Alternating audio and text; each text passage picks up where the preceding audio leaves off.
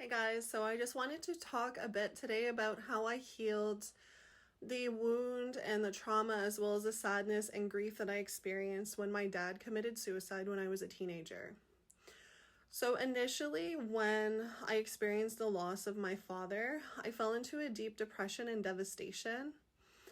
And I realize now that at the time when I was grieving, so I could say it took me about 5 years to feel like myself again. And this was with doing self medication, so just drinking and trying to numb the pain. At that point in my life, I didn't know anything about energy healing. And I did cry myself to sleep for 5 years, I would say, when my dad passed.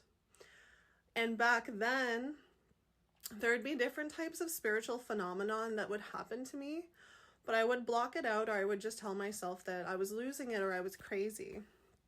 I would see my dad, I would hear him, I would feel him. I would feel like my blankets move, someone sit on the edge of my bed would lift up, I would hear whistling in the hallway. And I realize now that those were all signs that my dad was with me, but at the time, again, I was just like, whoa, like I'm totally losing it. I'm going crazy over this.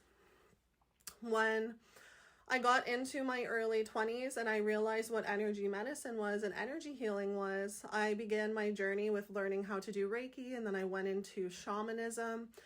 And essentially, I learned about the chakra systems, the energy centers, and how to release dense and trapped emotions. And I started my healing journey with healing all of those wounds of losing my father, okay? And it was very painful. It was very hard to do all that work. And it took me a lot of time and effort to fully release how I felt about that situation.